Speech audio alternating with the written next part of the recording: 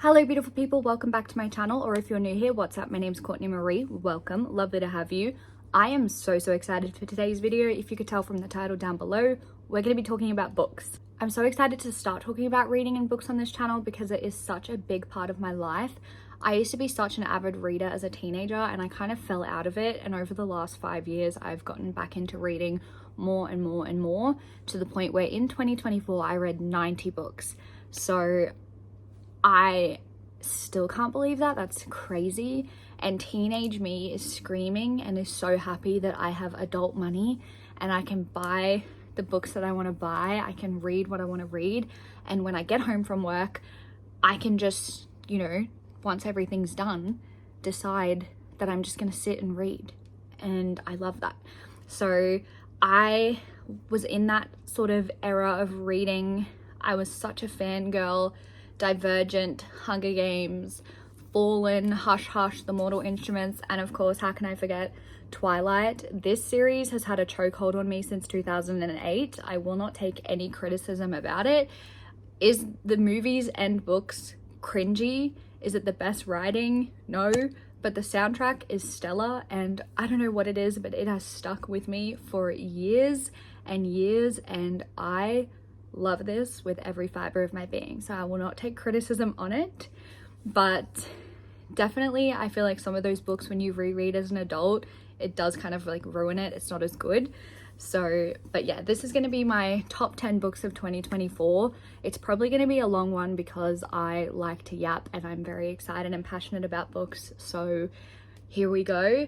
I'm going to start with my least favorite, but these are all my favorites. That's why they're in this video. And out of 90 books, to narrow it down to 10 was really hard, and I have cheated a little bit because there's a couple series here, but we'll get into it. Before we get into the top 10, I wanted to give an honorable mention. This is Evidence of the Affair by Taylor Jenkins Reid. This isn't officially on the list because it's a short story. This is what the cover looks like here. Hopefully editing me can remember to put up a photo of the actual cover here, but this is 88 pages. It's tiny, and when I tell you, this book I read at the start of the year. I literally read it, I think January 2nd, and I still think about it a year later. It is January 7th 2025 when I'm filming this, and I still think about this short story. If you can imagine Illicit Affairs by Taylor Swift, the song, as a book, here it is. Okay, Taylor Jenkins Reid is a phenomenal writer. This is 88 pages. You can literally read it in half an hour, and it is so just thought-provoking that I'm still thinking about it over a year later. I recommend any of these books that I'm going to recommend. Most of them are pretty lengthy. It takes a bit to read it. This is 88 pages. It's half an hour of your life. I love this with every fiber of my being. I'm still thinking about it, and it's 88 pages. I want an 800-page novel based off of this. It is so good. Starting off at number 10, I have the Sparrow Falls series by Catherine Cowles. These books here, I will put photos up on the screen. This is I'm pretty sure you can get physical copies, but only if you order them off of Amazon. This is in sort of smaller series. It's going to be 6 books. So far, I've read 3, and then the next one comes out on the 18th of March. This is some of the best writing I've ever read in my life. These books made me laugh, cry, giggle my feet, just throw the book across the room. These each individually were amazing. They're interconnected standalones. It's small town vibes, but the plot is just so unique. It's not oh, boy meets girl in a small town and they're enemies. Every single character has some sort of trauma that they're going through, some sort of actual life problems, and they have to work through these to kind of come to a resolution and come together. And I just love these. The character development is amazing. Some of the topics that are touched in this series is just beautiful, and I definitely recommend it. They're all on Kindle Unlimited, so, you know, super easy to access, and they're all really quick reads, especially on Kindle. I feel like I read so much quicker than I do a physical book. Number 9 is Powerless by Lauren Roberts. I slept on this book for the longest time. It has sat on my shelf untouched, and so many people started recommending me this book in my real life, which doesn't happen very often because normally I just read so much that everything people recommend I've already read. But people in my real life were recommending this. I'd seen it all over TikTok, that's why I bought it in the first place. But it is YA, which is why it took me so long to actually decide to read it, because notoriously I am a bit of a snob when it comes to YA now. I love me some romantasy of the 18+ kind, and YA, I've always said, it just like isn't interesting enough for me. But boy, did I eat my words with this book. Okay, it literally didn't need anything. It didn't need anything else. The amount of like romantic moments and enemies to lovers, the tension, everything, it was enough in this book. It was done so beautifully.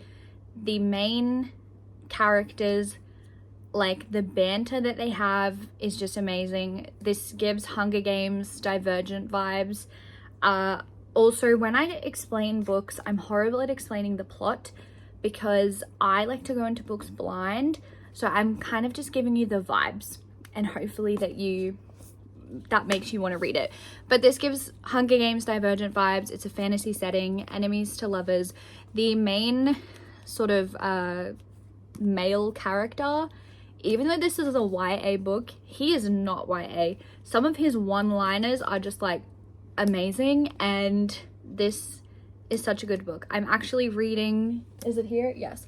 I'm actually reading the next one at the moment, so I am loving it as well. It's really good. We have a whole series. I'm kind of cheating a little bit, but I just couldn't pick a specific book to recommend to you, and you have to read the whole series if you read one anyway. This is the Edens series by Denvy Perry. I love these books. These just, so it's a small town romance, interconnected, standalone, but the plot in these, again, the same as the Sparrows Falls series that I just spoke about. It's not like, oh, a girl moves to a small town and she meets this guy and then they fall in love. Like, the first one is literally a female chief of police moves to a small town, has to prove herself to the community, and she has to earn the trust of like the town, and the biggest sort of family that owns a town and runs a town is the Edens, and she has to prove herself, but she runs into their oldest son and things happen. That's where the story starts off. But now there's a murder in the town and they're trying to solve a murder. So it's a small town romance. You're getting like the country vibes, but you're also getting a mystery and sort of like enemies to lovers situation. I love these books. Every book is about a different sibling. They're interconnected standalones, so I recommend reading them in order so that it kind of just makes sense and it flows really nicely. I really enjoyed this series, and I actually just read the first book in one of this author's other series yesterday, and I enjoyed it as well. So 10 out of 10 recommend. It Happened One Summer by Tessa Bailey. When I tell you I ate this book up, I ate this book up. I read this in one sitting. I loved it. This was towards the beginning of the year as well, and it did not leave my brain. I loved it so much. Literally on the back it says that this is inspired by Schitt's Creek. It's like a Schitt's Creek vibe rom-com book, and that's one of my favorite shows. This is one of my favorite books of all time. I'm gonna say that now, which is, you know, a little controversial because it's a contemporary romance, but this is phenomenal. And it does kind of give that vibe of like an it girl who's cut off. She's forced to a small town. She's forced to live like a regular folk, and she meets this guy who thinks she doesn't belong. Enemies to lovers. The romance in this is amazing. I loved this book. I did read the second one and it was good, but I didn't love it, where this I loved. Rebel Blue Ranch series, okay, that's a little bit of a tongue twister, but do I need to say more? We have Done and Dusted, sorry, Swift and Saddled, and Lost and Lassoed. The covers of these look like old vintage romance books. I love it. If you're looking for cowboy romance, here it is. Check. Look no further. These are little. Okay, the first book in the series is Brother's Best Friend. Done. Okay, they've had like this enemies to lovers relationship. Sorry, they've had this enemies relationship for their whole lives. They've just been bickering, you know, like, you're my brother's best friend, I hate you, you hate me, we just hate each other. And now they're adults and turns out that they don't really hate each other that much. Things happen. It's amazing. I ate this up. This had me giggling and kicking my feet. Okay, and it's interconnected standalones again. So all of these characters are connected. You don't have to read them together, but I recommend that you do because it just makes more sense that way. And all of these characters are just chef's kiss, and I cannot wait for the next book. This is the most recent book. Okay, I can't tell you about it because it's going to spoil it if you read the other two, because you get introduced to these two characters in the first book. I waited for this, okay, and it did not disappoint. I loved it. Okay, next we have Wild Love and Wild Eyes by Elsie Silver. If you couldn't tell, this year has been the year of small town romances for me. This series is her single dad series, so it's interconnected. It's a group of dads, and every book is about one of them. So the first one is Brother's Best Friend, and Single Dad. So this book was amazing. The banter in this is delicious, okay? They really, really hate each other. They really do, until they don't. Until they realize that they haven't hated each other 1 second at all, and they've loved each other since they were kids, and it's beautiful and it's amazing. Okay, and the second one is even better. This is a country singer that goes to like the escape in like the mountains, and she is an idiot and gets stuck, and basically this guy rescues her. He's a single dad.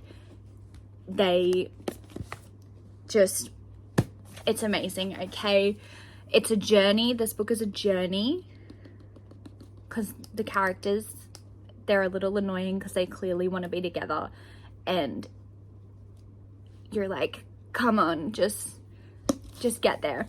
But I loved it. It's amazing. Elsie Silver can do no wrong, and it's, what can I say? I ate these books up.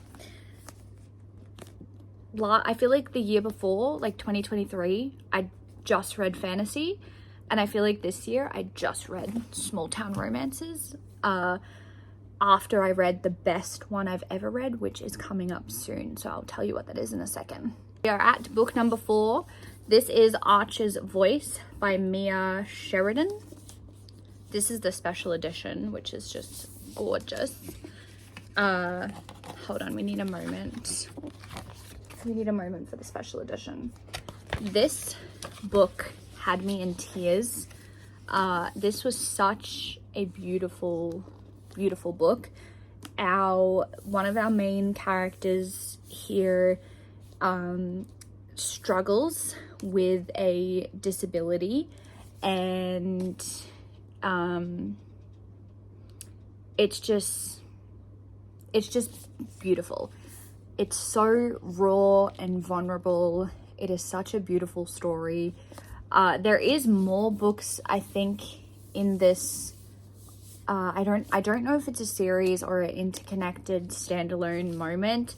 But I've just read this one. I felt like this was enough. I felt like it wrapped up the story really nicely. So I'm not sure what the other books are about. But I thoroughly enjoyed this. This had me in tears at one point.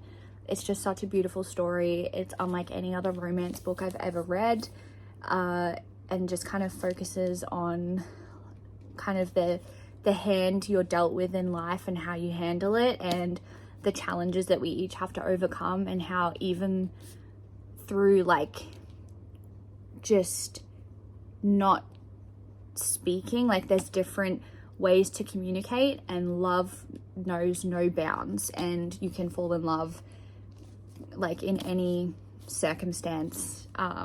It's like meant to be, it's meant to be. So I really loved this book. I really recommend it. I went into it blind, which again, I think is just the better way to read books. Top 3 reads of the year. First up, we have 2 Elsie Silver books. This is from the Chestnut Springs series. These are my 2 favorite books. The series as a whole is amazing. I recommend it, but these 2 I rated 5 stars, and they are just life altering. This series was the first time I'd ever read a small town romance, and since then I have consumed so much of it. So I have Reckless, which one comes first? Heartless comes first. This series has a chokehold on me. I honestly, I'm not even going to get into the details of these books, because you just need to buy the first one. You need to buy the first one. It's called Flawless. Buy it, read it. It's amazing.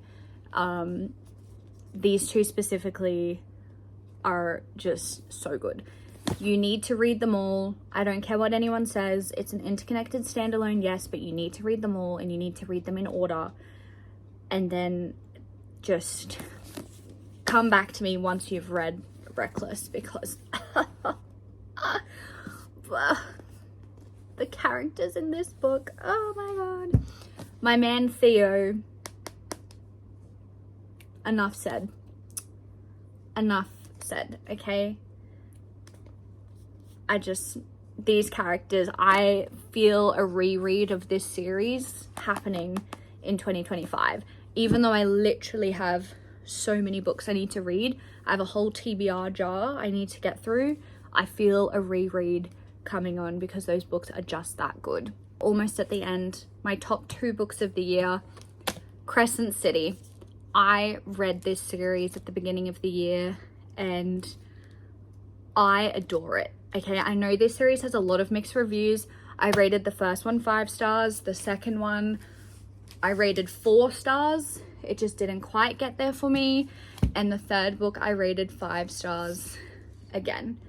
Okay, these books had me bawling. They had me sobbing. Sarah J. Maas is my favorite writer of all time. I have reread the ACOTAR series at least 4 times now. I love that series with every fiber of my being. I feel like I've said that a lot this video. I love that series, and I hadn't yet dived into Crescent City, so I chose to this year, and phenomenal. I love it. La Habra in these books just broke me. That's all I'm gonna say. That's all I'm gonna say. She is the cutest little thing I've ever seen in my life. And just Bryce, the main character, I relate to her so much, and she's just a badass, and I love her. I will say though, okay, the first couple chapters of Crescent City, you just have to push through, because you get introduced to so many people and so many things and so much stuff, and then you're like, oh my goodness, but then it's okay, and then everything makes sense and it's fine, so just push through it. But it is a lot, I will admit that. But this series is life-changing. I loved it. My final book of 2024, that is my best book, I read at the start of 2024. I read it in January, and not only is it the best book I read in 2024, it's the best book I have read ever in my life. Let me tell you what it is, and then I'll give you some backstory. Kingdom of Ash by Sarah J. Maas. Or is it Maas? I don't know. I say Maas because I'm Australian, and like that's just what we say, but I've heard people say Sarah J. Maas. But Kingdom of Ash by Sarah J. Maas. This book, like, emotion over a book. That's so silly. But this book literally broke me, and it is the best thing I've ever read in my life. So back in 2020, I started reading Throne of Glass, and I got about halfway through before I kind of had a massive reading slump because it was like 2020, it was COVID, like shit hit the fan. And last year in 2023, I finally decided to embark on rereading the series and finishing it. So I reread that whole series last year, in 2023. And I just had this left. So this was like the first thing I read in 2024. It was such a big thing to read that whole series because I've never connected to anything so much in my life. That series is life altering. The characters, like, how stupid is it getting emotional on the internet over a book? But the characters in those books are just amazing. And yeah, I finally finished this in January of 2024. I was bawling my eyes out. It was amazing. It was beautiful. And then in September of 2024, I got a tattoo for that series. So I know, like, I also got an Akatar tattoo this year, or 2024, which that series I've read like 4 times. I've reread 4 times, and I've read the first book at least like 7 or 8 times. I love that series so much. I've only done 1 read of this series, but it just stuck with me so much. So yeah, it is permanently inked on my body forever. I love this series so much. I have You Do Not Yield on here with a dagger. Yeah, that is my Throne of Glass tattoo, and this book will forever just change my life. I kind of want to reread the series already because nothing compares to this, but I don't know if my heart can handle it. Oh, I'm actually wearing my Sarah J Maas Universe shirt at the moment. But yeah, that is my top 10 books of 2024. If you read anything from this, I need you to read The Evidence of the Affair, and I need you to read Throne of Glass, really, okay? But anything I recommended, if you haven't read the Chestnut Spring series, I need you to do it.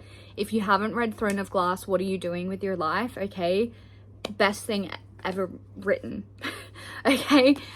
Is that an exaggeration? Yes, because I physically haven't read everything that's written, and if you're into like literature and like proper books, then you probably won't think that. But for my little fantasy brain that's just grown up reading fantasy, and now like just this is crazy. Yeah, and the fact that I have like a piece of this on my body forever is just chef's kiss. Will I regret it in 20 years? I don't know. This book has stuck with me since 2008. All right, so you never know. When you know, you know, and when you love something, you love something. So that is my top 10 books of 2024. I've been talking for so long, so I apologize, but I'm gonna go. I hope you guys like this more book content being just me yapping about books. So if you want to see a top 10 books of all time, I can do that. And if you want to see like my TBR list of books I want to read in 2025, or reading vlogs, or anything book related, let me know in the comment section down below. But other than that, thank you so much for watching. Thank you so much if you are still here. I will see you in my next video. Bye.